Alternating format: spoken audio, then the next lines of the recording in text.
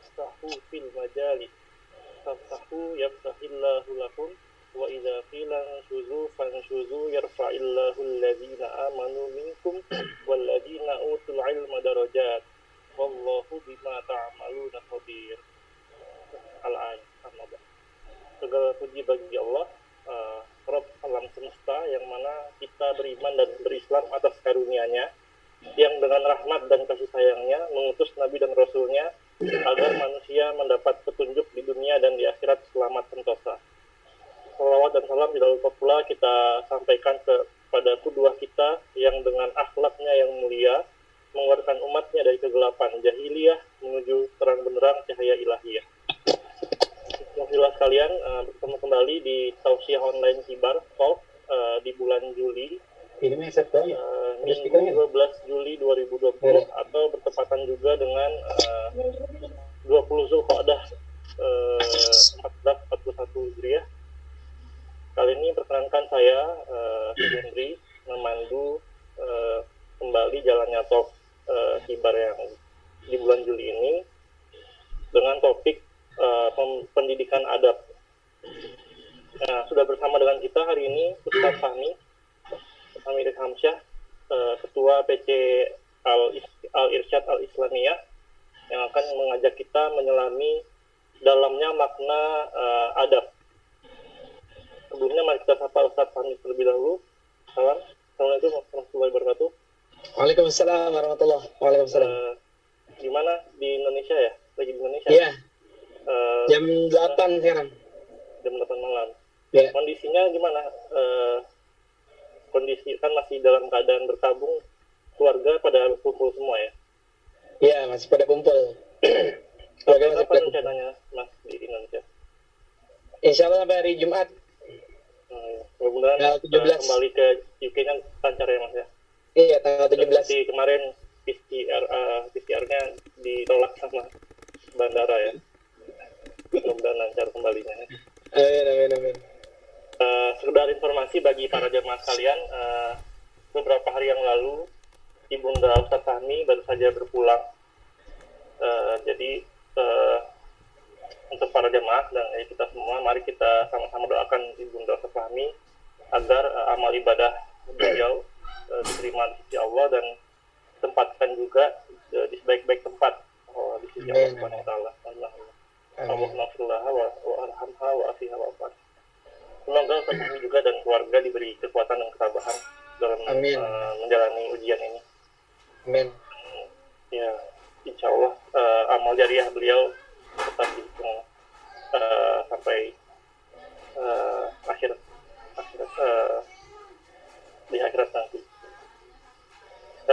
Untuk tidak memperpanjang mukadimah lagi, ini pembahasan tentang adab ini mungkin sangat ditunggu-tunggu juga, karena idiom bahwa adab sebelum ilmu itu sangat terkenal gitu di umat saat ini ya, terutama dipopulerkan mungkin oleh Syekh Naqib Al-Atas ya, yang dengan jargon islamisasi ilmunya berusaha untuk mengingatkan kembali bahwa ilmu saja tidak cukup, bahwa kita di awal-awal itu perlu mengajarkan adab kepada ya tidak hanya anak-anak ya, orang dewasa juga perlu juga belajar adab saat menuntut ilmu.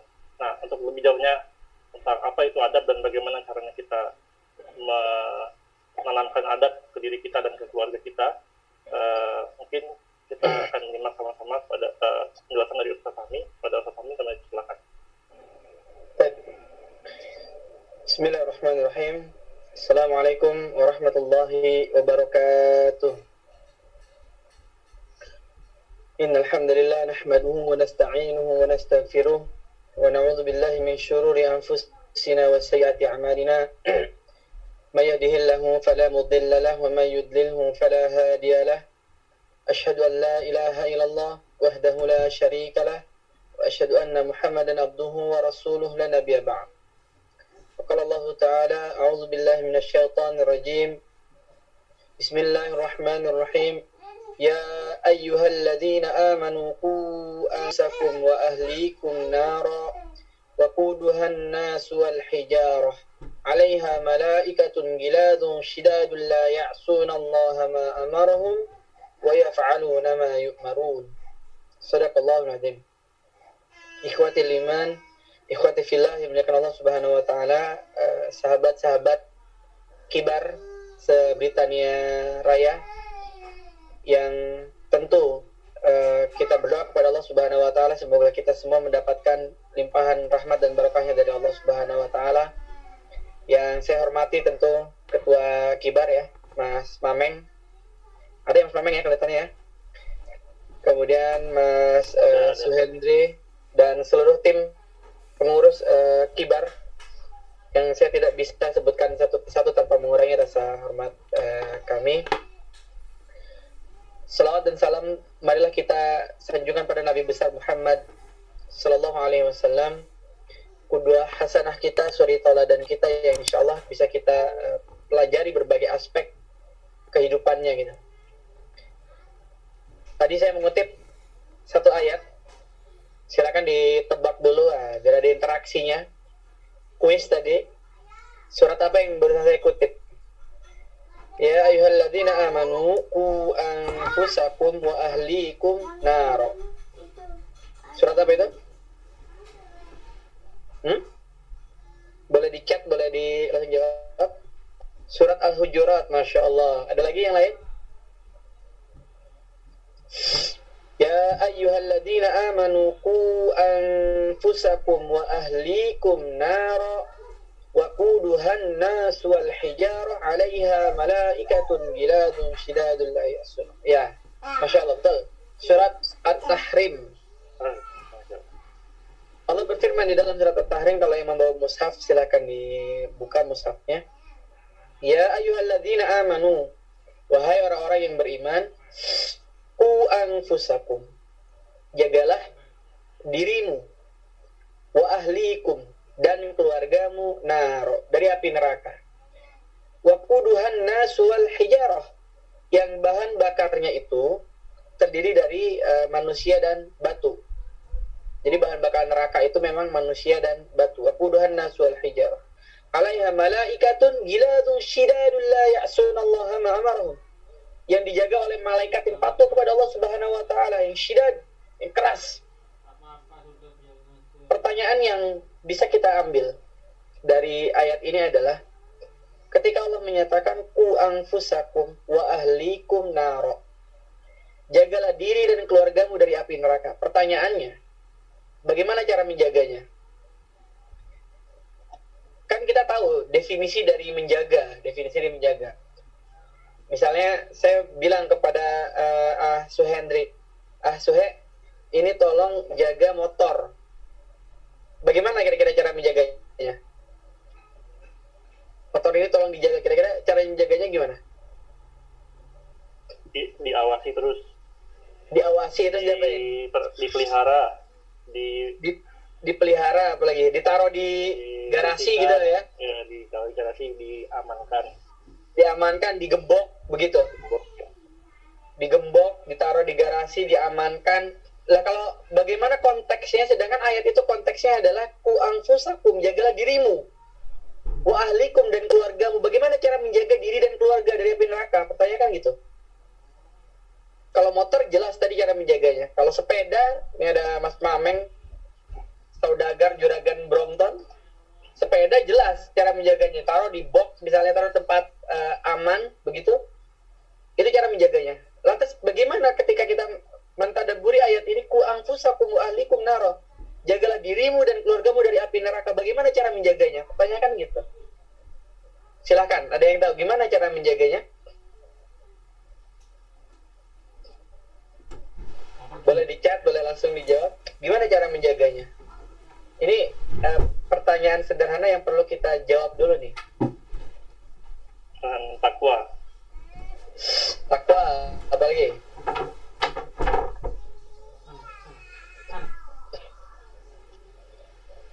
Jadi ternyata ada satu kutipan kalimat dari sahabat mulia Ali bin Abi Thalib radhiyallahu ta'ala an. Jadi Ali bin Abi Thalib itu pernah memberikan komentar terkait dengan ayat ini. Kata beliau radhiyallahu ta'ala an, qu anfusakum wa ahlikum nara, jagalah dirimu dan keluargamu dari api neraka. Kata sahabat Ali bin Abi Thalib radhiyallahu ta'ala, beliau menyatakan, jagalah dirimu dan keluargamu dari api neraka. Cara menjaganya adalah adibuhum wa yu'allimuhum. Ini kalimatnya Ali bin Abi Thalib radhiyallahu ta'ala. Jadi kata Ali, cara menjaga dirimu dan keluargamu dari api neraka adalah yang pertama, adibuhum. Ajarkanlah terlebih dahulu adab. Wa yu'allimuhum. Baru ajarkanlah ilmu. Ini kalimat Ali. Jadi Ali menyatakan cara menjaganya adalah adibuhum wa yu'allimuhum. Adab, baru kemudian ilmu. Sehingga ada kalimat bijak seorang sahabat menyatakan, kami dahulu diajari adab sekian lama ya, hampir 30 tahun kami belajar adab, baru kemudian kami belajar tentang ilmu setelahnya. Jadi durasi belajar adab itu sangat lama. Durasi belajar adab itu sangat lama. Adibuhum wa yu'allimuhum. Kenapa Ali tidak menyatakan, sahabat Ali radhiyallahu ta'ala, kenapa beliau tidak menyatakan ilmu dulu baru adab? Kenapa beliau tidak menyatakan ilmu dulu baru adab? Kenapa?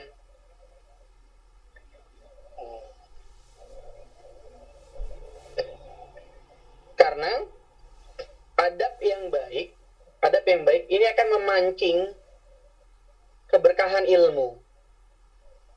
Adab yang baik akan memancing keberkahan ilmu. Kenapa? Karena adab ini pondasinya adalah ketakwaan. Adab ini pondasinya adalah ketakwaan. Kalau bicara sekedar baik, kita lihat di orang-orang barat itu banyak yang baik. Banyak yang baik nggak? Ya. Banyak banget. Di Inggris kita lihat banyak sekali orang-orang yang baik. Tapi apakah mereka bisa disebut orang-orang yang memiliki adab Islami? Ya nggak bisa. Tapi baiknya hanya karakter gitu. Karakter. Jadi dari sini kita bisa merenungkan, jangan-jangan ini perlu diteliti juga oleh teman-teman yang tertarik pada dunia psikologi. Jangan-jangan adab dengan karakter itu berbeda. Kalau saya cenderung beda. Adab itu basicnya adalah takwa. Ada pemain bola yang sangat baik. Kita tahu ada pemain bola yang sangat baik yang menyumbangkan gajinya, bahkan sepatunya disumbangkan, dia banyak menyumbangkan kepada Palestina, begitu ya. Ini baik, karakter baik. Tapi apakah itu disebut sebagai adab? Bisa nggak? Bahwa dia itu berarti sudah baik dalam perspektif Islam. Bisa nggak? Belum. Karena ada ketakwaan tadi ya. Dia belum. Karena dia sekedar basisnya adalah karakter. Dia adalah orang baik, karakternya baik. Tapi di saat yang bersamaan, dia melakukan kezaliman yang besar. Apa itu? Syirik. Ya bunayya la tusyrik billah, inna syirka la zulmun azim. Jadi dia baru sekedar orang baik. Tapi kebaikan itu tidak bisa mengantarkan dia ke dalam surganya Allah Subhanahu wa ta'ala. Kenapa? Karena kebaikan dia tidak diiringi dengan ketakwaan kepada Allah Subhanahu wa ta'ala. Disinilah pentingnya kita membedakan. Jadi jangan berpikir gini, alah udahlah yang penting saya baik, nggak sholat ya nggak apa-apa, gitu loh. Yang penting saya baik, toh banyak orang Islam yang nggak baik. Yang penting saya baik, urusan ibadah kan privasi masing-masing begitu. Ngapain kita urusin? Ngapain sih kibar ini urusin bikin pengajian, ngajak orang datang ke pengajian, ngapain? Nggak begitu. Jadi baik dalam perspektif Islam ini konsepnya adalah konsep adab. Substansi dari adab itu adalah nilai-nilai ketakwaan. Jadi baiknya yang kita perlihatkan adalah ekspresi dari ketakwaan itu sendiri. Sehingga kalau sekedar baiknya tidak bisa menyelamatkan dia di hadapan Allah Subhanahu wa ta'ala ketika dia baik, tapi kemudian di saat bersamaan dia tidak beriman kepada Allah Subhanahu wa ta'ala. Kenapa? Karena Allah berfirman paling tidak dalam 2 dalil. Tadi yang pertama, inna syirka la zulmun azim. Ya bunayya la tusyrik billah, inna syirka la zulmun azim. Nasihat Luqman pada amatnya. anaknya, wahai anakku, la tusyrik billah, janganlah engkau menyekutukan Allah. Inna syirka, sesungguhnya syirik kepada Allah, la zulmun azim, adalah kezaliman yang besar. Ini yang pertama. Yang kedua juga Allah menyatakan inna dina indallahil Islam, bahwa agama yang diridhoi Allah adalah agama Islam. Maka apa yang kita bisa ambil pelajaran pertama dari tadabbur ayat ini, kita inginkan yang baik itu adalah baik sebagai ekspresi dari ketakwaan. Inilah yang disebut dengan adab. Karena adab itu adalah ekspresi dari ketakwaan, maka adab adalah salah satu wilayah yang juga diatur di dalam Islam. Gitu. Sehingga apa? Standar kebaikan kita itu jelas. Standar kebaikan kita adalah standar kebaikan Islam. Karena kalau nggak ada standarnya, bisa jadi baik menurut satu orang, buruk menurut orang lain. Apa kira-kira contohnya yang baik menurut satu orang tapi buruk menurut orang lain? Apa contohnya? Ini kalau contohnya adab biasanya, Mas. Misalnya bagi di Amerika nih misalnya, makan anjing itu, walaupun dalam Islam jelas ya nggak boleh. Misalnya bagi orang Amerika nih, makan anjing itu, jangan makan, mukul anjing aja itu udah satu hal yang buruk gitu. Tapi di Cina misalnya, di Cina itu orang anjing dimakan, diperjualbelikan kayak gitu tuh. Padahal itu benda yang sama gitu. Tapi segitu jauhnya beda nilainya gitu. Ya, pelakuannya bisa contoh yang ekstrim ya. Ya, satu contoh ekstrim, betul. Jadi pelakuannya bisa sangat berbeda gitu. Ini yang kemudian kita jadi bingung, sebetulnya standar kebaikan itu yang mana? Ini jangan sampai melekat di dalam diri kita sebagai seorang Muslim. Standar kebaikan itu apa? Ya sudah Islam. Kalau Islam maka berlaku nilai-nilai yang sangat universal. Berlaku nilai yang sangat universal. Nah, jemaah dengan Allah Subhanahu Wa Taala, maka para ulama menulis banyak sekali kitab berkenaan dengan ini. Misal kita tahu di pesantren-pesantren itu ada ta'alim, ada bagaimana seorang penuntut ilmu itu belajar. Ternyata isinya apa? Semalam isinya adalah di dalam buku itu isinya adalah bagaimana adab sebelum ilmu. Saya sangat tertarik dengan satu kisah. Ini ditulis di dalam kitab tersebut. Kisah tentang anak dari Harun ar-Rasyid. Kita tahu Harun ar-Rasyid ini khalifah di dinasti apa? Harun ar-Rasyid? Abbasiyah. Khalifah besar yang sangat mencintai ilmu, khalifah besar yang sangat signifikan pengaruhnya hingga membuat Abbasiyah itu gemilang dengan para ulama dan karya-karyanya.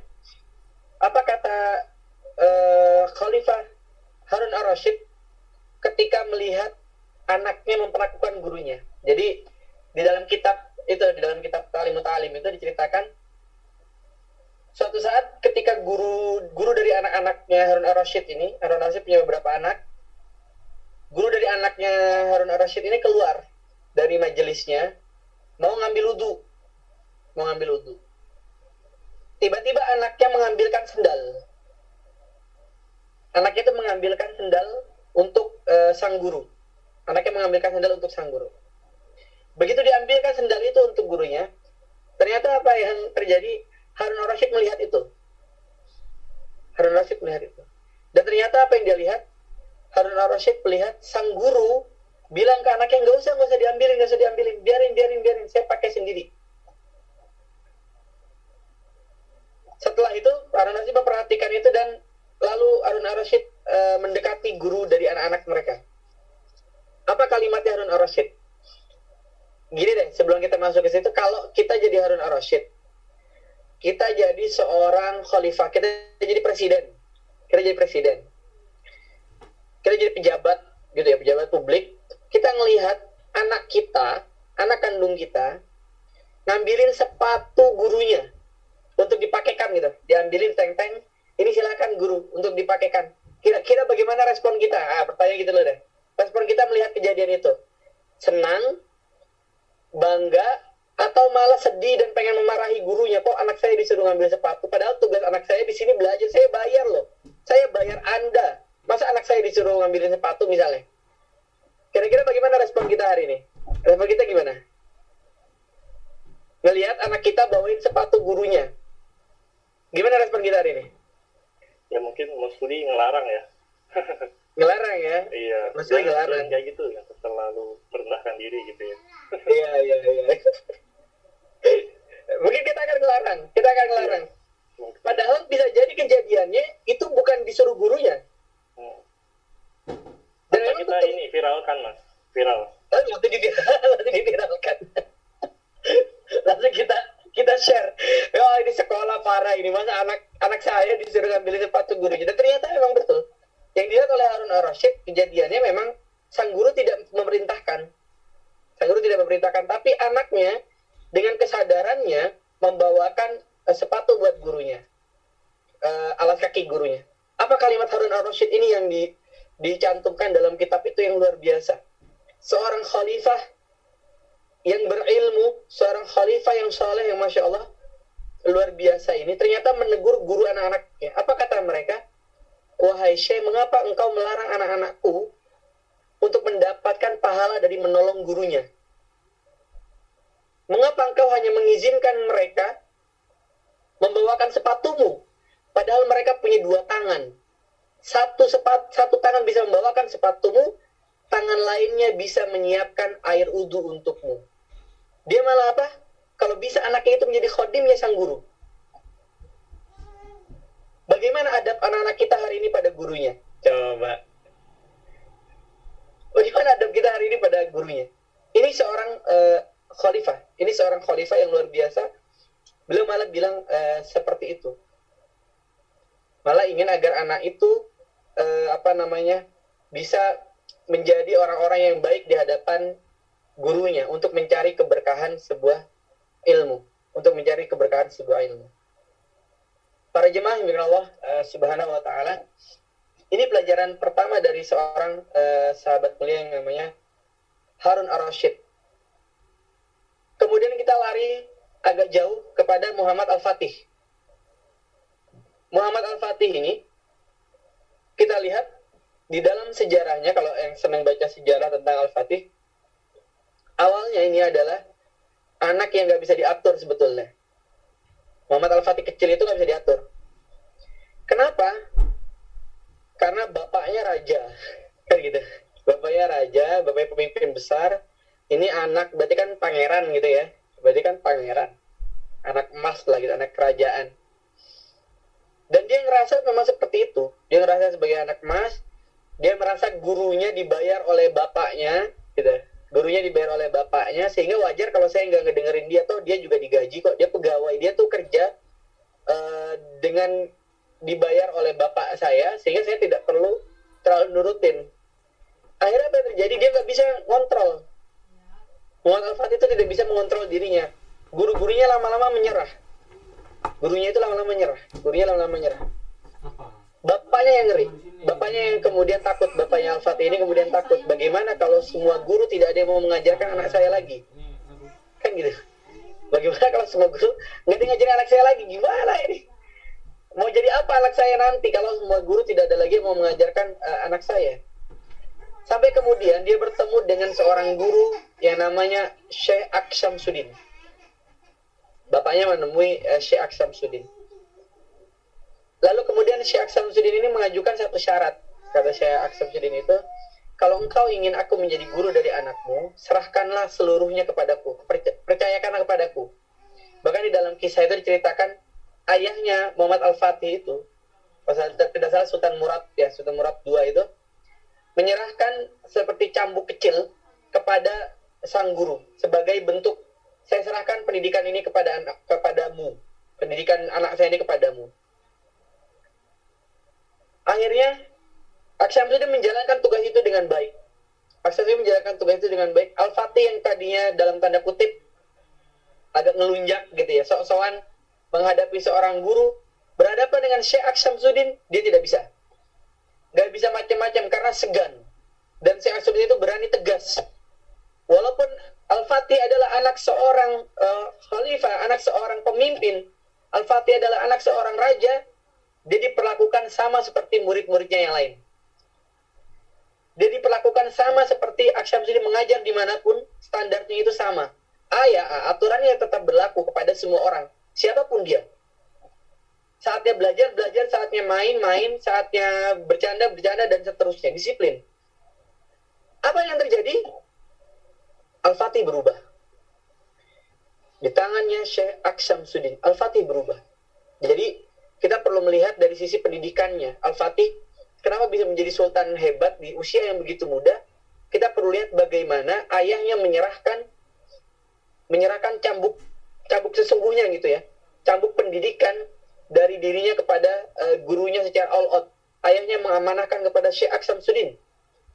Bahkan kita lihat, ini merinding saya kalau membaca itu, ketika detik-detik menjelang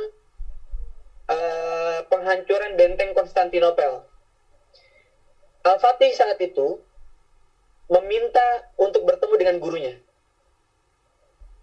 Al-Fatih saat itu meminta untuk bertemu dengan gurunya, tapi oleh gurunya juga punya pengawal gitu ya, dikawal juga. Ada pasukan pengawalnya juga untuk gurunya. Mereka melarang Al-Fatih untuk bertemu gurunya, nggak bisa. Syekh belum nggak bisa diganggu. Akhirnya Al-Fatih mendorong pengawal-pengawal itu, kemudian dia menerobos, lalu tenda gurunya itu disobek, karena tenda gitu ya disobek oleh Al-Fatih saking pengen ketemu gurunya. Ternyata apa yang dilihat? Yang dilihat adalah Syekh Aksyamsuddin sedang sujud, sedang berdoa kepada Allah Subhanahu wa taala agar memudahkan jalan Al-Fatih untuk bisa melakukan Konstantinopel. Kita lihat bagaimana seorang murid begitu nurut, begitu punya adab yang baik kepada gurunya, bagaimana seorang guru senantiasa mendoakan murid-muridnya. Ini diantara adab di dalam konteks pendidikan. Coba kita renungkan hari ini, bagaimana adab di dalam dunia pendidikan kita hari ini. Coba kita lihat. Ternyata di Indonesia hari ini banyak sekali kasus seorang guru kemudian dibully hanya karena bertindak sesuai aturan kepada anaknya. Bahkan seorang guru dihujat oleh orang tua murid di depan forum gitu ya. Bahkan terjadi perkelahian dan seterusnya. Bagaimana murid berani bertindak kasar kepada gurunya. Maka adab ini adalah bagian dari yang perlu kita perhatikan karena sudah terjadi krisis moral, krisis adab di dalam pendidikan karakter anak-anak kita pada hari ini. Nah, ikhwati fillah dari Allah Subhanahu wa taala. Ini konsep dasar yang kita perlu pelajari dulu tentang yang namanya adab. Lantas, apa saja adab-adab yang perlu kita prioritaskan, kan begitu? Yang perlu kita prioritaskan untuk kita pelajari. Jadi kalau ini kan banyak nih, waktu kita mungkin terbatas. Pertanyaannya yang perlu kita jawab itu, apa saja adab-adab yang perlu kita prioritaskan untuk pelajari? Yang kedua, kemudian bagaimana how to-nya kan? Bagaimana kemudian pendidikan adab ini bisa kita sampaikan kepada anak cucu kita, kepada anak didik kita. Gitu ya, kepada murid-murid kita kah, kepada anak-anak kita di rumah, kepada tetangga kita dan seterusnya. Bagaimana? Kita akan coba membahas satu persatu. Yang pertama di dalam pendidikan adab, yang paling prioritas untuk kita lakukan adalah yang jelas-jelas dicontohkan oleh Nabi Shallallahu Alaihi Wasallam. Hal-hal yang sangat sederhana. Bagaimana Nabi minum? Nabi minum dengan apa? Tangan kanan. Kita ikuti tangan kanan. Kita nggak puas. Kenapa harus tangan kanan? Misalnya karena sering meneliti ya, saking mendalami, menjiwai sebagai seorang peneliti, semua dipertanyakan, ya nggak apa-apa juga sih. Kenapa tangan kanan? Silakan dicari. Bagaimana dari sisi kesehatan, dari sisi sosiologisnya, psikologisnya, kenapa tangan kanan didahulukan daripada tangan kiri? Diteliti aja. Ini kan konsep dasarnya Naqib al-Atas itu. Islamisasi ilmu itu, sehingga sebenarnya Islam itu sangat rasional dalam berbagai hal. Bisa diriset. Kenapa tangan kanan? Kenapa ketika kita minum diperintahkan untuk duduk? Kenapa Nabi duduk ketika minum? Kan gitu. Kenapa bersalaman? Kenapa bersalaman ketika bertemu orang lain? Kenapa Nabi mendahulukan kaki kiri? Nah, ini hal-hal kayak gitu. Hal-hal yang sangat sederhana dulu kita kembalikan ke dalam rumah kita. Ini yang prioritas. bagaimana Nabi tidur, bagaimana Nabi makan, bagaimana Nabi berjalan. Kita lihat, saya kadang-kadang mikir, jangan-jangan yang menjalankan sunnahnya berjalan itu nih orang-orang Inggris. Jadi ternyata kalau kita melihat, kalau kita pernah umroh atau haji itu, di putaran pertama, awal-awal tawaf itu sebaiknya cepat atau lambat. Di awal tawaf itu, di awal mengelilingi Ka'bah, sebaiknya cepat atau lambat?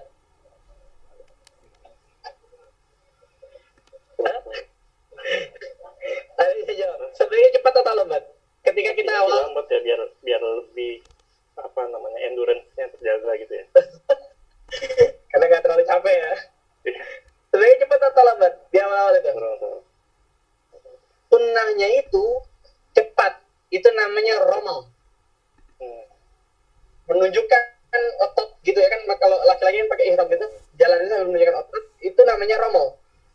Jalannya agak dipercepat, paling tidak sampai 3 putaran pertama. Setelah itu silakan jalan biasa. Kenapa? Karena itu bagian dari menunjukkan karakteristik kita yang masih sehat, karakteristik kita yang kuat. Sebab apa? Dulu orang-orang Madinah itu kalau masuk ke Mekah ya untuk melakukan umroh, melakukan haji gitu ya, pokoknya datang ke Mekah, sering disebut sebagai orang-orang yang penyakitan. Ada istilah namanya demam Madinah. Ini sejarahnya. Sehingga apa? Nabi memerintahkan untuk ramal, untuk menunjukkan kita ini sehat. Dan ini juga berlaku di banyak hal. Sehingga para sahabat itu kalau berjalan gagah dia. Jalan itu gagah. Makanya Umar pernah menegur seseorang yang dia badannya itu terlalu gemuk, overweight gitu ya, yang terlalu gemuk. Umar bilang, kalau kamu badan terlalu gini, nanti kamu akan gampang capek. Orang akan lihat kamu tuh malas-malesan gitu. Dan kamu berjalannya lambat. Sehingga memang kita seharusnya jalan itu tegap gitu ya, kemudian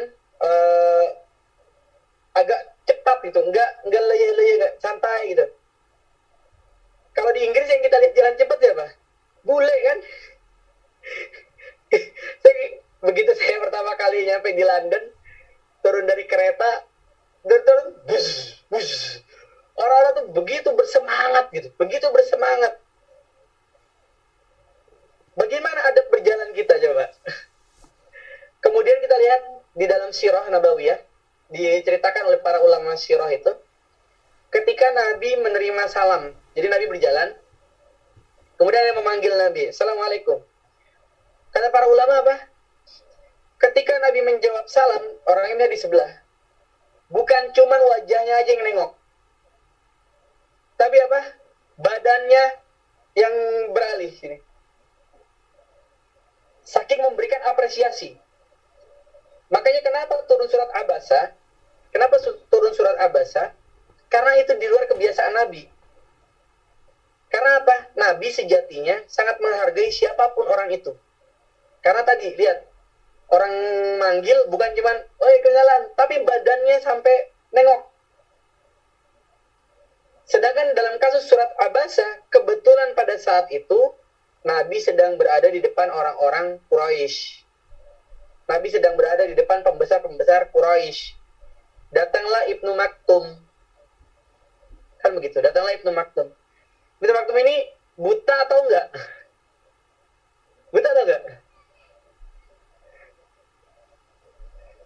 Buta. Dia termasuk salah satu sahabat yang buta, yang tunanetra. Jadi sebenarnya waktu Nabi berbuka masam, Ibnu Maktum tahu nggak kasus itu? Nggak tahu. Waktu Nabi berbuka masam, Ibnu Maktum tahu nggak? Nggak, karena dia nggak bisa. Karena dia lihat. Tapi akhirnya Ibnu Maktum dan kita semua akhirnya menjadi tahu bahwa Nabi sempat berbuka masam karena Allah turunkan surat Abasa. Kenapa? Karena ini di luar kebiasaan. Apa pelajarannya? Nabi saat itu ditegur karena memang Nabi biasanya sangat baik begitu.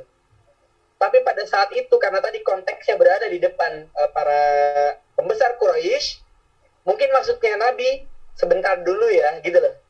Saya lagi ngomong dengan pembesar Quraisy. Ibnu Maktum datang, maksudnya Nabi adalah sebentar dulu. Karena saya lagi ini, tapi ternyata Allah menegur. abasa wa tawalla an ja'ahul a'ma, telah datang kepadamu seorang yang buta. Wa may yudrika la'allahu yazakka, yang bisa jadi dia lebih utama karena apa? Dia ingin menyucikan jiwanya. Sedangkan orang-orang kafir Quraisy belum tentu mau menerima dakwahmu. Apa prioritas kita? Pelajarannya prioritas dakwah memang kepada orang-orang yang kira-kira sangat potensial untuk didakwahi. Orang-orang yang misalnya kita dapat lingkungan nih, orang-orang teman-teman kuliah, teman-teman kerja, dia mungkin bukan muslim ya, tapi dia punya kepo gitu, dia kepo dengan Islam, dia sangat ingin bertanya tentang Islam, dia banyak pengen belajar tentang Islam. Kasih tahu itu, karena dia sudah punya pandangan yang bagus gitu, apalagi dia Hanif orangnya, dia orangnya baik, dia orangnya baik, itu jadikan prioritas-prioritas di dalam dakwah kita. Nah, ikhwan fillah Allah Subhanahu wa taala, ini yang pertama. Jadi kalau pertanyaannya, lantas kita memulainya dari mana? Mulailah dari adab-adab yang dicontohkan oleh Nabi Shallallahu alaihi wasallam. Bagaimana adab tidurnya Nabi? Nabi sebelum tidur membaca apa? Baca apa? Baca apa aja Nabi sebelum tidur? Sebelum bismika? Banyak. Hah? Ada Al-Mulk, ayat kursi, Ya. Kulhu, sampai An-Nas ya, tiga kali. Mhm. Tapi melakukan apa habis baca itu? Sebelumnya kan wudhu dulu. Wudu,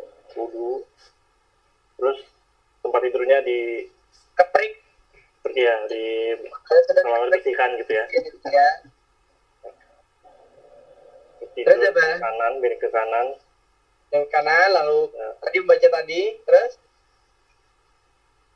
meniupkan tangan. Oh ya. Dan seluruh itu bagian dari ruqyah sebetulnya, cara meruqyah. Sudah kita menjalankan itu, gitu dulu. Setelah kita menjalankan itu, ini hal-hal yang seperti ini dulu. Yang kira-kira Nabi contohkan, udah kita maksimalkan di situ. Jangan jadi perdebatan. Saya sering kali bilang, jangan sampai kita masuk pada zona yang itu nggak penting buat kita dan tidak produktif. Saya ingat kalimat Zakir Naik. Ini keren banget untuk menyikapi istilah di kalangan umat. Kan selama ini perdebatan kita, misalnya apa? Kita perdebatkan, sebenarnya celana itu yang bagus cingkrang atau nggak cingkrang? Jenggot atau nggak jenggot gitu. Itu nggak produktif. Debat-debat kayak gitu, ambil aja silakan.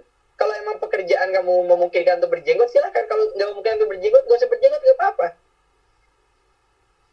Tapi kalau memang kita bisa laksanakan, lebih baik begitu. Apa kalimat Zakir Naik ketika membahas celana cingkrang? Dia ditanya, Zakir Naik itu pernah ditanya, apa pendapatmu tentang celana cingkrang? Beliau bilang bahwa celana itu silakan pilih karena tiap orang berbeda kondisinya. Tapi kata dia, kalau kita bisa mendapatkan pahala dari sekedar menaikkan celana sedikit, kenapa tidak kita ambil itu? Di luar sana banyak orang yang naikin celana bukan sampai di atas mata kaki, tapi di atas lutut.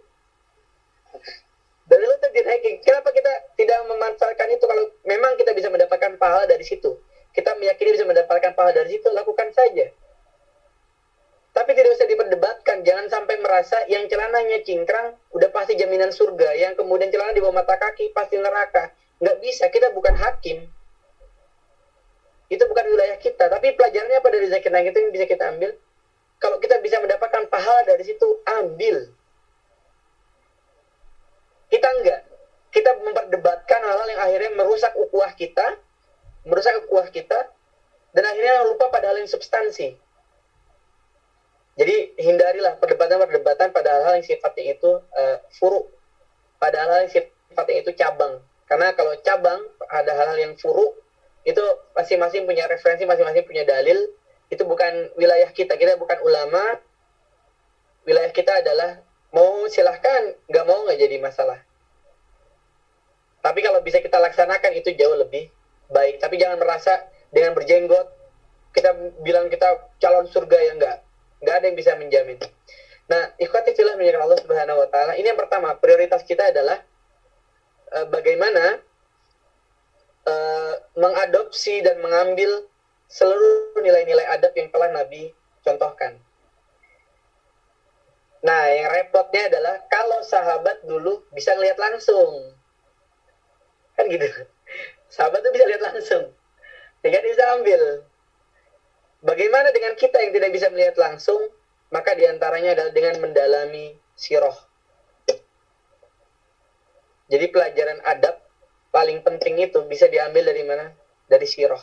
Makanya saya mengutip kalimatnya Imam Abu Hanifah. Imam Abu Hanifah rahimahullah ta'ala, beliau ini adalah ulama besar, faqih, khususnya di bidang muamalah, karena beliau adalah seorang tajir, seorang pebisnis ya, pedagang, yang juga adalah ulama. Apa kata Imam Abu Hanifah? Beliau bilang, saya itu lebih senang ngajar sirah daripada ngajar fikih. Padahal dia ulama fikih ya, dia ulama fikih. Tapi dia lebih senang ngajar sejarah, ngajar sirah. Kenapa? Karena di dalam sirah itu ada pelajaran tentang fikih, ada pelajaran tentang adab, akhlak, ada pelajaran tentang akidah, ada pelajaran tentang Al-Quran. Karena di situ juga ada asbabun nuzul, tentang turunnya ayat, ada pelajaran tentang hadis. Karena dalam sirah juga kita bisa melihat bagaimana sebuah hadis itu asbabul wurudnya, penyebab turunnya sebuah hadis, atau diucapkan oleh Nabi SAW, hadis itu konteksnya apa. Maka ini penting, pertanyaannya, sudahkah kita menghatamkan sirah di hadapan anak-anak kita? Membacakan sirah dari awal sampai akhir kepada anak-anak kita? Atau anak-anak kita sudah membaca sirah Nabi SAW? Bahkan dulu banyak ulama-ulama mengajarkan membacakan kisah-kisah peperangan Nabi, gozwahnya Nabi SAW.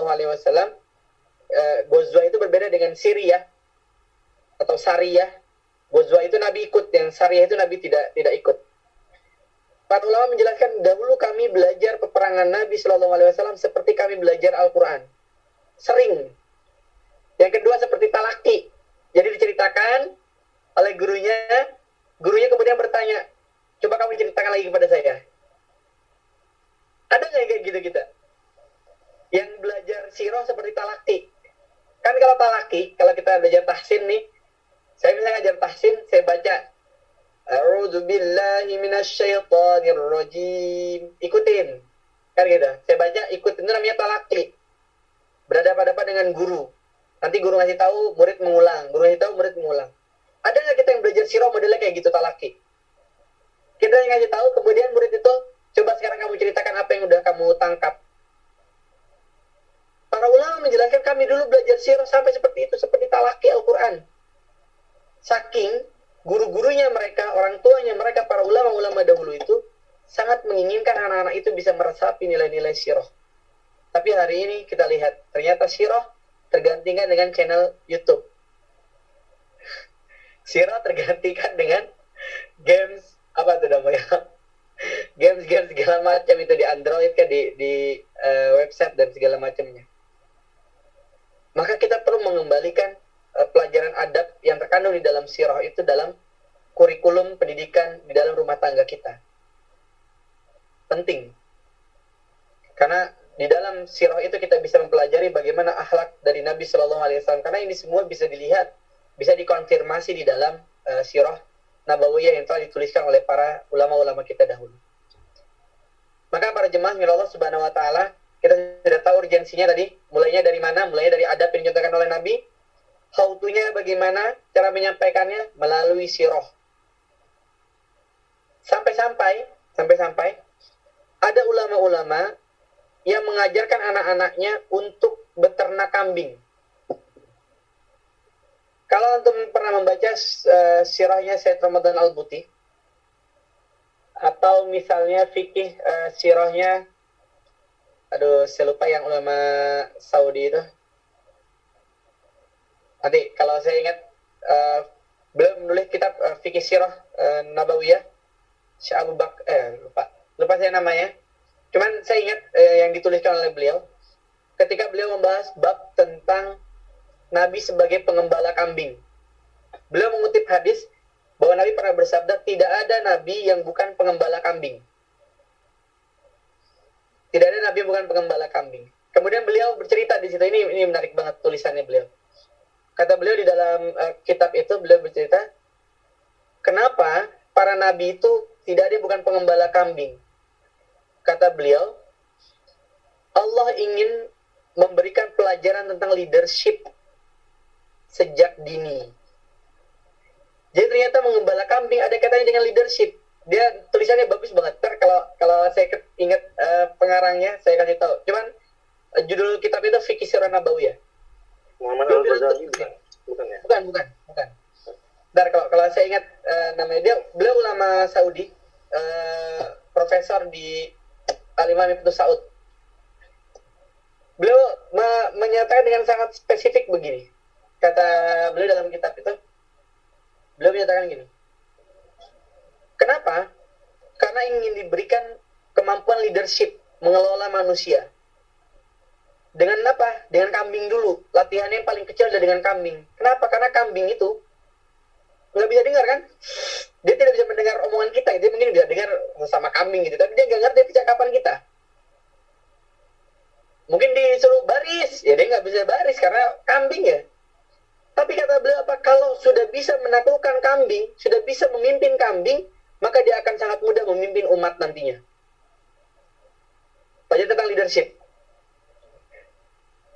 Sudah karena anak kita akrabkan dengan kambing misalnya, sampai sebegitunya loh. Ada yang sangat luar biasa sih bilang. Ini kalau dibilang ekstrim mungkin ekstrim ya. Tapi dipikir-pikir iya juga.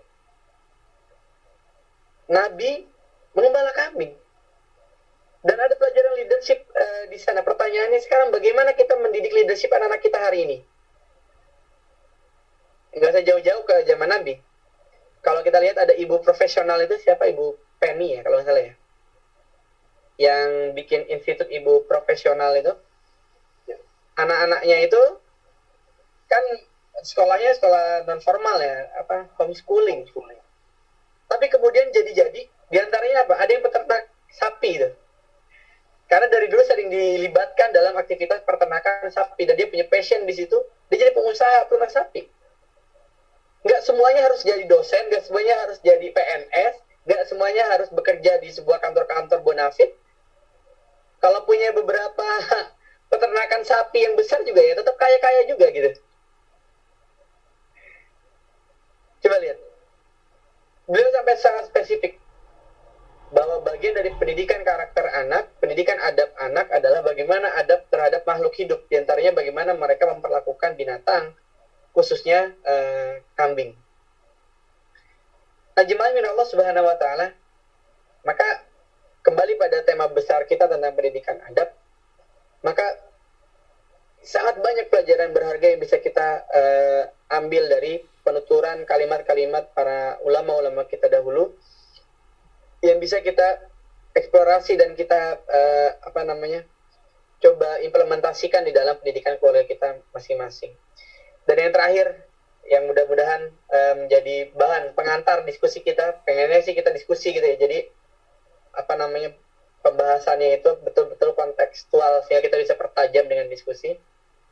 Yang terakhir adalah krisis adab ini hari ini tidak prioritas kita mencari penyebabnya ini kira-kira kenapa ya? Karena apa? Terlalu rumit. Nanti waktu kita habis untuk menebak-nebak kenapa ya bisa terjadi kayak gini. Tadi fokus kita di mana? Apa antisipasinya? Kan begitu. Apa antisipasinya? Karena kalau bicara rusak, ya udah rusak memang. Bagaimana adab murid terhadap gurunya, bagaimana adab anak terhadap orang tuanya, bagaimana adab guru terhadap muridnya, bagaimana suami terhadap istrinya, bagaimana istri terhadap suaminya, dan seterusnya. Terlalu rumit kalau kita menjabarkan satu persatu, kemudian dicari ini akar masalah, ini kenapa. Tapi yang perlu kita tanya sekarang adalah, dengan kerusakan-kerusakan ini, bagaimana cara kita mengantisipasinya, paling tidak dalam level keluarga kita. Karena ini yang diperintahkan Allah Subhanahu wa taala, qu anfusakum wa ahlikum naro. Ini dulu. Jadi yang perlu kita pertajam adalah, sudahkah kita mengantisipasi itu? Dan bagaimana cara paling efektif mengantisipasinya? Saya berikan 2 tips ini yang saya gunakan dan mudah-mudahan bisa dijadikan bahan sharing juga buat teman-teman. Bagaimana mengantisipasi itu semua? Yang pertama, wattaqullah wa yu'allimukumullah. Allah berfirman, bertakwalah kepada Allah, maka Allah yang akan memberikanmu ilmu. Bertakwalah kepada Allah, maka Allah yang akan mengajarimu. Jadi kalau ada teman-teman yang lagi bikin tesis, yang lagi bikin disertasi, terus mentok, coba deh wudu, sholat, doa, minta doa orang tua, gitu ya, sedekah, dekatkan diri terus kepada Allah, tingkatkan ketakwaan kepada Allah. Mudah-mudahan Allah memberikan kemudahan untuk membuka jalan ilmu buat kita. Karena Allah berfirman seperti itu, wattaqullah, bertakwalah kepada Allah, wa yu'allimukumullah, maka Allah yang akan mengajarimu, kata Allah Subhanahu wa taala. Ini yang pertama. Jadi basically-nya yang kita harus ambil adalah kalau kita pengen jadi anak-anak yang bertakwa, ya kita takwa dulu. Jangan ada bilang, sholat. Gitu ya, ibu-ibu misalnya. Anak-anak sholat. Ibunya terus, anaknya sholat, ibunya nonton TV. Anaknya pulang dari masjid, ibunya masih nonton TV. Ditanya sama anaknya, Umi itu sholat? Belum. Akhirnya uminya sholat, remote TV-nya dikantongin gitu ya, biar nggak diganti misalnya. Enggak, karena pendidikan tetap yang paling efektif adalah dengan kudwah, dengan kudah hasanah kita. Itu yang pertama. Wattaqullah wa yu'allimukumullah. Bertakwalah kepada Allah, maka Allah yang akan mengajarimu. Yang kedua, bagaimana cara mengantisipasinya adalah dengan memperbanyak tazkiyatun nafs. Proses penyucian jiwa. Saya rekomendasikan sebuah buku, judulnya Tazkiyatun Nafs, ditulis oleh Imam Ibnu Qayyim Al-Jauzi. Kapan-kapan mudah-mudahan Kibar tuh berkesempatan untuk membedah itu. Undang misalnya salah satu ustadz membedah kitab itu. Itu kitab luar biasa. Kitab Tazkiyatun Nafs, begitu rinci Imam Ibnu Qayyim menjelaskan tentang itu. Apa relevansinya dengan kehidupan kita? Ada satu kaidah begini. Kalau kita mancing di lautan, airnya asin apa enggak? Mancing ikan nih, di lautan. Air laut itu asin apa enggak? Air lautnya Iya. asin. Begitu ikan kita dapat, kita masak, apakah ikannya asin? Enggak. Enggak. Tapi coba kita beli ikan di pasar, ikan mati, kita rendam di air garam. Begitu kita masak, asin enggak? Enggak. Asin kan? Kenapa yang satu tidak asin, yang satu asin? Padahal sama-sama berada di air garam. Enggak mati ikannya. Ya, yang pertama hidup, yang kedua mati. Kita berada di lingkungan minoritas, kita berada di Inggris, kita seperti berada di lautan, yang itu asin. Kita tahu gurunya anak-anak kita bukan muslim. Anak saya cerita tuh, di sekolah yang IRT itu, diajari semua agama gitu, diajari berbagai hal, diajari semua agama gitu. Apa yang kita bisa antisipasi?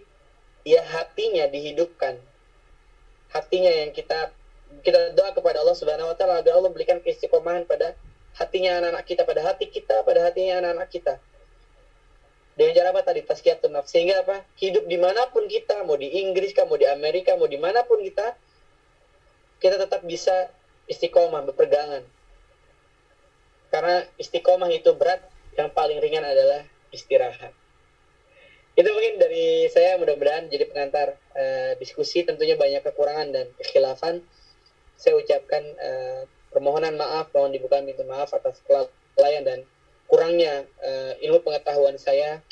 Dan yang benar hanya datang dari Allah Subhanahu Wa Taala tentunya. Yang salah dan kurang hanya saya pribadi yang memang banyak kekurangan ini. Allahu a'lam bishawab. Saya serahkan kembali pada Suhendri. Assalamualaikum warahmatullahi wabarakatuh. Waalaikumsalam warahmatullahi wabarakatuh. Jazakallah kami sangat padat sekali ya materinya. Saya coba jabarkan beberapa poin penting yang menurut saya bisa menjadi refleksi ke diri sendiri ya. Pertama, tadi dimulai dengan bagaimana cara kita menjaga diri dan keluarga dari api neraka. Menurut Ali bin Abi Thalib ya, ajarkanlah adab dan ajarkanlah ilmu. Adibuhum wa yu'allimuhum. Jadi adab dulu baru ilmu. Nah, kenapa? Karena adab itu akan memancing keberkahan ilmu. Jadi ada orang yang ilmunya tinggi tapi kalau dia nggak beradab ya ilmunya nggak berkah gitu ya. Ya ini ya banyak yang contohnya ya, kita mungkin sudah pernah tahu ya ini beberapa orang yang kita mungkin ilmuwan yang sangat tinggi ilmunya tapi mungkin malah cenderung mengajak pada kesesatan misalnya. Lalu bagaimana apa yang perlu kita prioritaskan untuk mempelajari dalam mempelajari adab, yaitu mempraktikkan sunnah Nabi dalam kehidupan sehari-hari. Yang simpel-simpel gitu kita praktikkan. Jangan malah masuk ke perdebatan mana yang ini tuh hadisnya doif, ini hadisnya sahih, ini bisa dicontohkan ini. Tapi kalau yang kita tahu ini sudah Nabi, kita praktikkan gitu ya.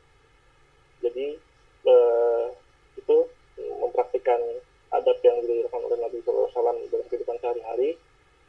Bagaimana caranya? Dengan mempelajari mendalami sirah Nabi. Lalu krisis adab ini, untuk membuka diskusi ya, krisis adab yang terjadi saat ini tidak perlulah kita banyak berdebat mencari akar masalahnya sampai rumit gitu ya.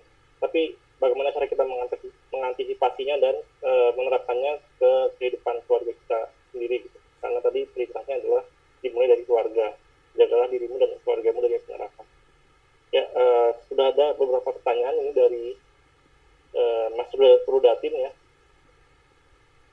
Saya juga ada sih nanti terakhir aja. Ustadz, bagaimana pendidikan yang sesuai bagi anak-anak kita yang tinggal di lingkungan dengan budaya yang berbeda? Tadi dikit disinggung oleh Mas Fahmi ya. Misalnya anak-anak muslim yang tinggal di UK. Lalu mau semuanya dulu atau satu-satu, Mas? Boleh, serah aja, saya ikut aja. Kan satu orang saya bacakan aja dua-duanya ya. Oh ya, boleh. Bagaimana sebaiknya pola dan sikap kita terkait pendidikan anak yang berhubungan dengan teknologi, HP, tablet, TV, komputer, dan lain-lain. Terima kasih. Jazakumullah khair. Bismillahirrahmanirrahim. Jazakumullah khair, kasih ada pertanyaan dari Mas Rudatin Nottingham ya. Pendidikan yang sesuai bagi anak-anak yang tinggal di lingkungan dengan budaya yang berbeda, misalnya anak muslim yang tinggal di UK. Saya kebetulan buka TPA ya. Kami di Watermill di Birmingham itu buka TPA buat anak-anak SD. Saya ingat banget waktu itu belum libur ya, belum terjadi COVID. Menjelang akhir Desember,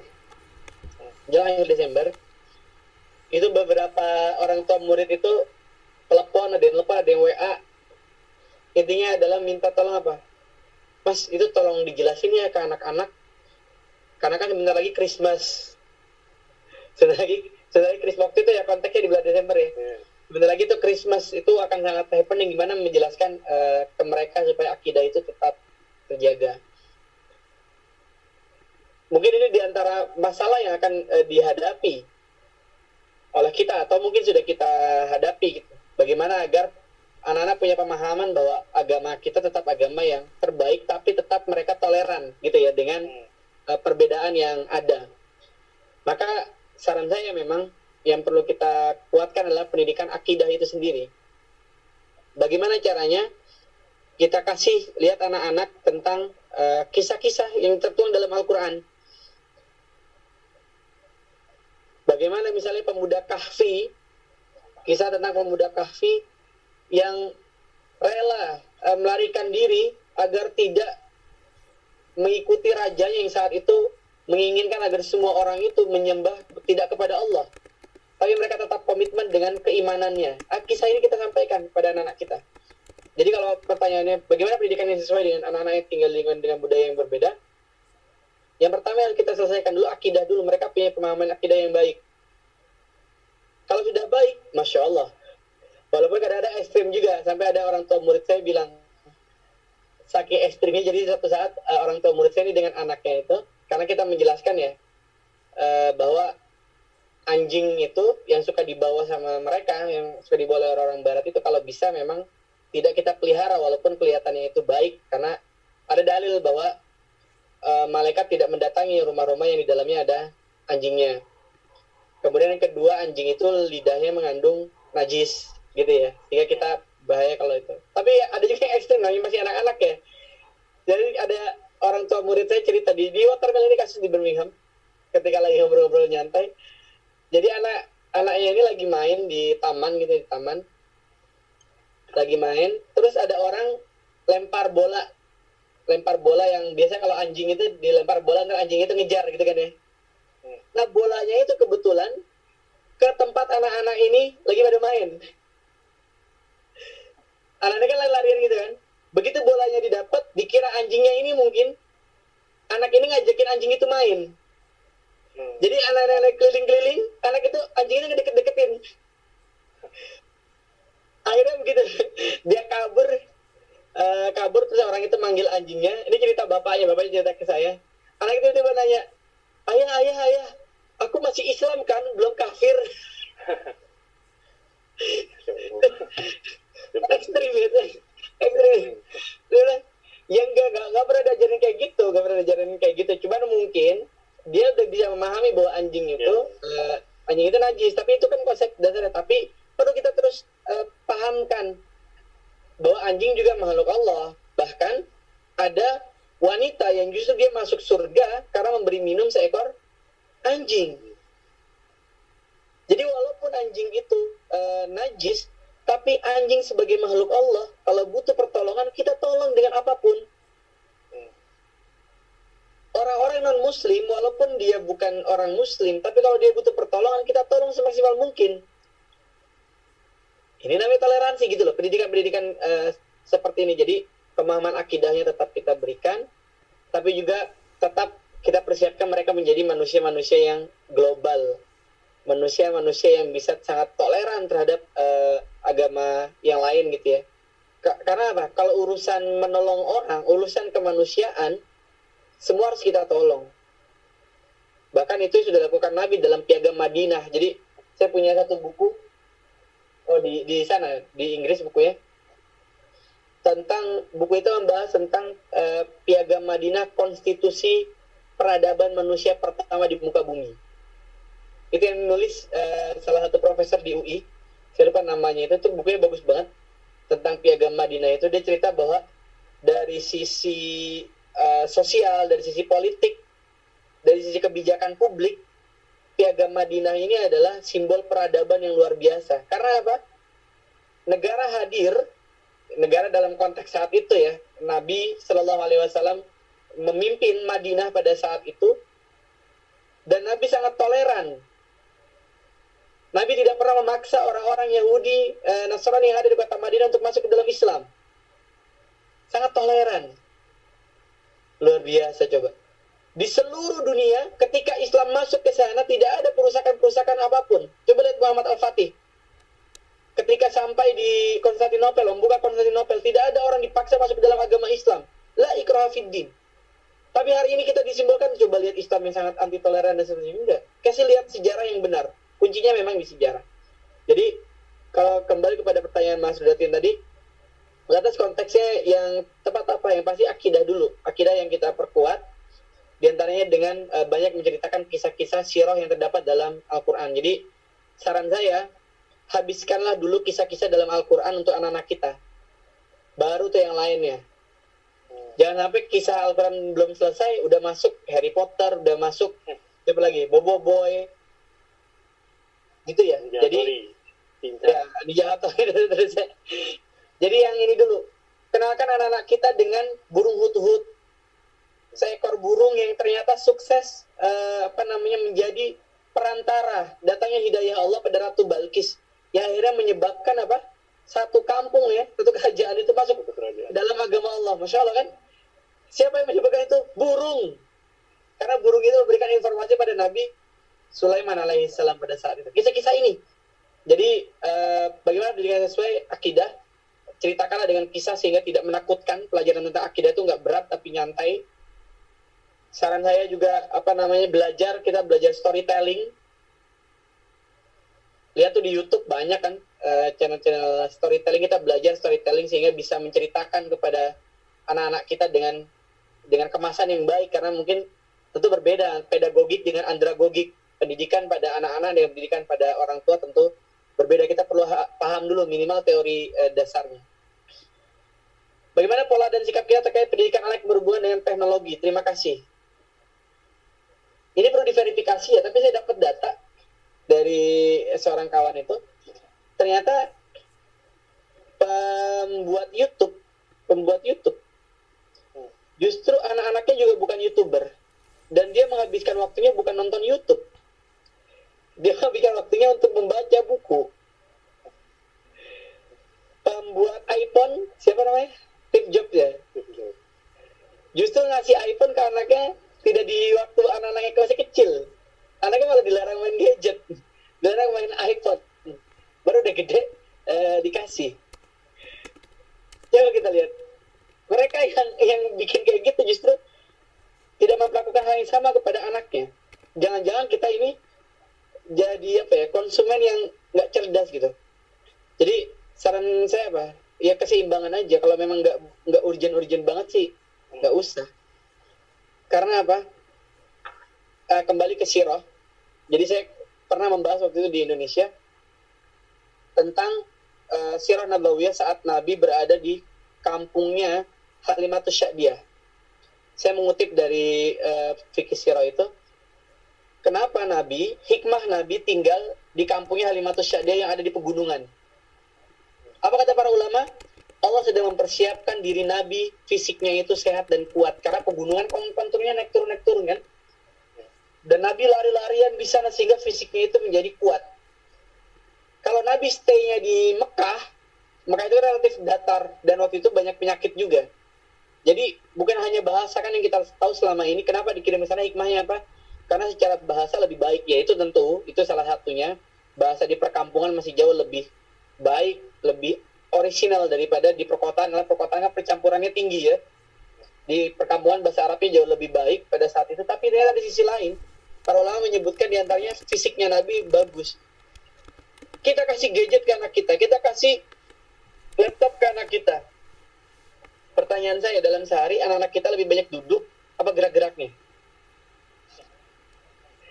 Duduk. Jangan-jangan lebih banyak duduk sehingga otot-ototnya tidak banyak terlatih. Jadi bagaimana penyikapan kita terhadap itu? Sewajarnya saja. Yang jadi kendala ini mas, kalau lagi work from home gini nih. Nah ya itu. Jadi karena PR-nya kan banyak di situ ya. Iya. Ya nggak apa-apa, itu kan bagian dari kewajiban ya.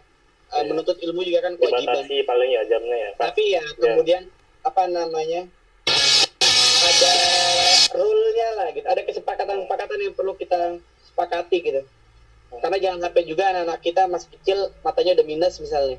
Iya. Karena terlalu lama depan laptop, depan gadget misalnya. Ada waktu-waktu yang kemudian ayo kita pergi ke taman, dan menurut saya di Inggris itu sangat memungkinkan, apalagi di summer ini. Ya kan, kalau benar kan? Nggak mendung ya. Jadi kalau lagi nggak mendung, bawa ke taman, main ke taman, kemudian kita bercerita di sana. Saya sangat sering ngajak anak-anak, ayo kita ke taman, bawa makanan dari rumah karena nggak ada tukang jajan ya. Bawa makanan dari rumah, bawa ke taman, hanya sekedar ngobrol-ngobrol. Ternyata anak-anak sangat nikmatin itu. Karena jadi suntuk. Kalau kemarin kan nggak bisa. Kalau hari ini taman juga, kalau di Birmingham ya, saya lihat udah mulai rame orang-orang di taman. Tinggal kita tetap jaga jarak gitu, tetap physical distancing gitu ya. Tapi mungkin untuk itu. Jadi saran saya untuk yang Mas sudah tadi, masukannya memang seimbang saja. Kalau memang sangat urgent kan kita juga tidak bisa menafikan, karena tadi misalnya ada tugas dari sekolah kah lain-lainnya, ya monggo saja, tapi seimbang. Karena takutnya kalau tidak seimbang, anak-anak udah terlalu lama duduk gitu ya, terlalu banyak main handphone, tablet, komputer dan lain-lain gitu. Perlu kita rehat, ajak berenang, ajak naik gunung gitu ya, ajak ke alam bebas. Dan di antara pendidikan terbaik adalah membawa ke alam. Apa dalilnya? Ada 2. Jadi ada dalilnya, perintah untuk kita traveling itu ada dalilnya. Apa dalilnya? Surat apa nih yang pertama? Tebak ya. Walladzi ja'ala lakumul arda dalula famshu fi manakibiha wa kulu min rizqihi wa ilaihin nusyur. Surat Al-Mulk.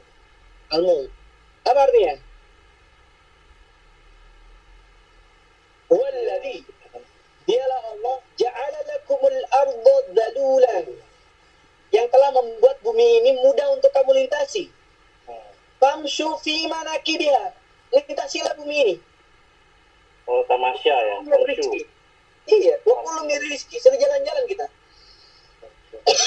Wa kullu min rizki, dan makanan rezeki dari sana. Para ulama menjelaskan rezeki di sini bukan hanya buah-buahan yang kita dapat di perjalanan gitu. Kita bisa ke hutan kemudian nemu buah-buahan, itu rezeki. Bukan hanya itu saja. Tapi kita bisa melihat ayat-ayat kauniyahnya Allah, kekuasaan Allah Subhanahu wa taala. Lagi jalan lihat kelapa, ajarkan tentang keimanan melalui buah kelapa. Gimana caranya? Nah, coba lihat pohon kelapa. Itu ada buah kelapa. Di dalamnya ada dagingnya, dalamnya ada airnya. Siapa yang memasukkan itu? Siapa yang memasukkan air itu ke dalam pohon, ke dalam buah kelapa itu? Siapa yang memasukkan dagingnya ke dalam buah kelapa itu? Siapa, nak? Sampai anak itu kemudian menjawab, Allah. Siapa yang membuat itu? Coba lihat, ada bolongannya nggak? Ada bolongannya nggak? Jadi, semua dikaitkan lagi dengan keimanan gitu. Sehingga, dari kelapa aja kita bisa dapat pelajaran tentang keimanan. Jalan-jalan terus lihat sungai. Di situ ada ikan. Jalan-jalan lihat kolam ikan, ada ikan. Kita kasih anak-anak makanan ikan, kita kasih makanan seret.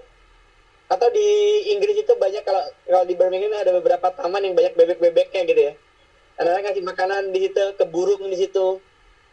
Lalu kita tanyakan kepada anak-anak kita, nih hari ini kita kasih makanan. Kita kasih makanan, mereka makan. Pertanyaannya kan, di bumi ini kan banyak sekali burung itu. Di lautan banyak sekali ikan. Siapa yang ngasih makan ikan itu? Siapa yang ngasih makan burung-burung itu? Coba kita dapat pelajaran lagi tuh. Sampai anak itu menjawab sendiri, Allah. Itu juga rezeki. Jadi rezeki nggak harus bentuknya duit. Ilmu itu juga bagian dari rezeki. Pemahaman. Makanya Allah katakan wa kullu mir rizki, dan makan rezeki dari sana. Rezeki yang dimaksud bisa memang makanan bentuk fisik. Yang kedua adalah ilmu, kauniyahnya Allah Subhanahu wa taala. Tanda-tanda kekuasaan Allah Subhanahu wa taala yang bisa kita dapatkan di alam bebas. Wa ilaihin nusyur, dan hanya kepadanya engkau akan kembali. Dan saya pikir untuk konteks alam ini, Inggris sangat mensupport itu. Keberadaan taman-taman di Inggris saya pikir akan menjadi salah satu hal yang sangat kita akan rindukan ketika sudah tiba di tanah air nanti. Saya baru 2 hari lalu tiba di tanah air ya. Saya baru tiba di Indonesia dari lalu. Langsung udah kangen gitu loh. Ya Allah, di sana taman luar biasa. Motor gak ada gitu, polusi rendah. Saya kesini, aduh, udah polusi motor di mana-mana, taman nyaris gak ada. Karena rumah saya di Ciledug, di perbatasan Tangerang dengan Jakarta. Ini taman susah. Dulu tempat main kami lapangan bola, sekarang udah gak ada, jadi rumah semua. Di Inggris sangat memungkinkan untuk kita, jadi maksimalkanlah. Jadi tadi kembali ke pertanyaan tadi, memang yuk ajak saja main ke alam bebas, tapi tetap kita guide, tetap kita kita giring agar tetap mendapatkan nilai-nilai kebaikan dari alam itu. Yang kedua, apa dalilnya? Perintah untuk jalan-jalan. Ya ma'syaral jinni wal insi in istata'tum an tanfudhu min aqtaris samawati wal ardi fanfudhu. Wahai golongan jin dan manusia, ya ma'syaral jinni wal insi in istata'tum an tanfudhu min aqtaris samawati wal ardi. Apabila engkau sanggup melintasi langit dan bumi ini, fangfuzu, maka lintasilah. Allah nyuruh kita apa? Fangfuzu, lintasilah, jelajahi. Jadi yang sudah di Inggris ini, mau jelajahi Inggris, monggo, keliling. Ajak anak-anak misalnya traveling dari yang terjauh sampai yang terdekat gitu, lihat kulturnya. Ajak ke pedesaan-pedesaan klasik misalnya begitu. Tapi sambil kita ajarkan tentang berbagai hal. Saya kemarin baru nonton YouTube itu, orang tua yang ngajak anaknya traveling naik mobil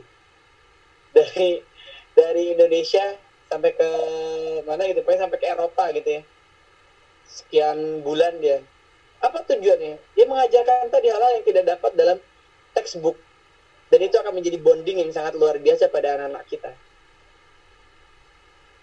gitu ya. Jadi ya maksimalkan keberadaan kita di Inggris ini, banyak jalan-jalan, banyak alam bebas, tapi tetap kita sisipkan materi-materi inti. Yang pertama ada tentang akidah. Ini dulu yang harus selesai. Salimul akidah, akidahnya harus selesai dulu. Baru kemudian yang kedua sahihul ibadah. Baru kemudian mereka memahami tentang ibadah yang baik itu seperti apa. Lanjut lagi yang ketiga, matinul khuluq. Bagaimana akhlaknya kita dan anak kita kemudian menjadi akhlak yang baik. Tapi kunci yang pertama tadi apa? Aqidah. Salimatul aqidah. Atau ada juga ulama menuliskan sebuah kitab Al-Aqidatul Awalan Law Kanu Ya'lamun. Akidah terlebih dahulu seandainya mereka mengetahuinya. Jadi akidah ini salah satu kunci yang harus. Makanya kalau saya di SMP dulu, saya SMP di Al-Hasanah di Asidikiyah, ada pelajaran yang sangat saya ingat banget tuh, pelajaran akidah akhlak. Akidah, tapi konteksnya adalah pemahaman akidah untuk kita memiliki akhlak yang baik. Nyambung dengan akidah akhlak itu dua hal yang sebetulnya lengket dia. Akidahnya baik, maka harusnya akhlaknya baik. Ibadahnya juga baik. Allah a'lam. Jazakallah. Ini belum ada pertanyaan lagi yang masuk. Dari saya aja satu pertanyaan. Tadi kan sempat yang kisahnya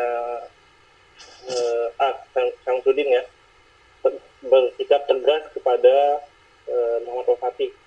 Nah, dalam konteks saat ini kan itu sangat sensitif ya, guru itu misalnya memukul muridnya misalnya gitu ya. Nah, bagaimana kita membedakan ya, kita sebagai orang tua dan sebagai guru membedakan antara tadi tegas dan keras gitu. Kadang-kadang kan kalau keras juga nggak bagus juga efeknya ke anak ya, terutama yang kecil-kecil. Tapi kita juga harus tegas gitu. Karena kalau nggak tegas zaman sekarang misalnya terlalu longgar, nanti malah semua jadi boleh ya, dianggapnya boleh sama anak-anak. Itu bagaimana membedakannya tegas dan keras itu batas? Pertama juga ada ini ya, ada syarat dan ketentuan, itu ada term and conditionnya juga. Anak-anak di bawah 10 tahun misalnya, kita belum bisa berlaku tegas pada mereka, nggak bisa. Makanya apa, di dalam Islam ajarkanlah anakmu sholat ketika umur 7 tahun. Baru bersikap tegasnya ketika umur berapa? Sudah balik 10 tahun. Kalau untuk konteks sholat ya, untuk aturan sholat, ajakannya itu 7 tahun, bersikap tegasnya itu setelah 10 tahun. Apa pelajarannya? Kenapa nggak 6 tahun? Kenapa nggak 5 tahun disuruh ajarin? Karena memang anak itu nggak bisa tertib. Anak di bawah 7 tahun tidak bisa menerima dengan baik. Baru di 7 tahun, otaknya sudah mulai hampir matang. Disitulah kita berikan berbagai ilmu, tapi juga belum bisa tertib. Jadi mungkin bisa jadi masih ada anak 7 tahun habis takbir langsung sujud misalnya. Ya nggak apa-apa. Kita nggak bisa tegas pada anak kayak gitu-gitu deh. Jadi lihat juga usianya. Lihat usianya. Lantas pada usia berapa kita bisa tegas? Pada usia balik. Minimal anak sudah 14 tahun.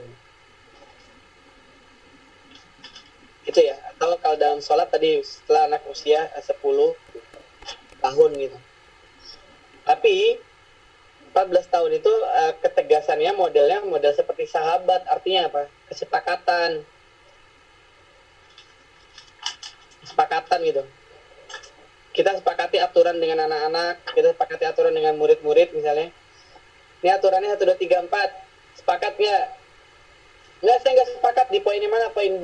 Oke. Apa maunya? Udah sepakati, baru kemudian bersikap tegas. Tapi jangan pernah lupakan yang namanya ukhuwah. Jadi ukhuwah ada, ukhuwah tetap ada. Kenapa Inggris bisa menjadi negara yang disiplin? Karena ada ketegasan kan? Kemarin saya diantarin oleh kawan dari Nottingham itu, ketika berangkat ke London Heathrow, dia cerita kenapa bisa begitu luar biasa, karena orang nyetir di Inggris menjadi sangat disiplin. Kenapa? Karena parkir sembarangan bisa denda. Gitu kan? tegas hukumnya ya. Tegas, hukumnya itu dijalankan gitu. Nggak bisa dipermainkan dan tidak pandang bulu gitu. Nggak pandang bulu. Kayak gitu. Seperti itu. Tapi orang sudah kita sepakati dulu kalau konteksnya individu ya.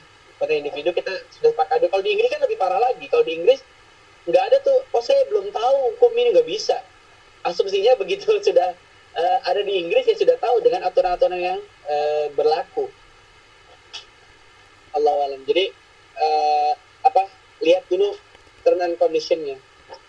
Apakah yang pertama usianya sudah masuk, gitu ya. Yang kedua, apakah sudah disepakati terlebih dahulu. Apalagi anak-anak kita hari ini sangat kritis. Jadi jangan sampai ini kan aturan dari mana? Ya baru saya bikin, baru Abi bikin nggak bisa. Tapi sepakat Nggak bisa kayak ospek gitu ya. Nggak bisa. Pokoknya ayah selalu benar gitu. Nah, gitu nggak bisa. Oke. Jadi pastikan sekarang kayak dalam tanda kutip sebelum ujian kan harus dikasih tahu materinya kan? Iya. Baru ujian gitu. Ini kita nggak pernah ngasih materi, ngasih materi nggak pernah. Tiba-tiba ujian, gimana ceritanya? Jadi kita pastikan kita kasih tahu dulu, kasih rasionalismenya. Kenapa sih kita harus sholat? Karena ini bentuk syukur kita kepada Allah. Karena Allah sudah ngasih kita berbagai rezeki, kesehatan, dan seterusnya. Ini bentuk syukur kita kepada Allah. Apa dalilnya? Dalilnya Nabi pernah ditanya oleh Aisyah radhiyallahu ta'ala an. Ketika Nabi tidak pernah sedikit pun meninggalkan sholat malam.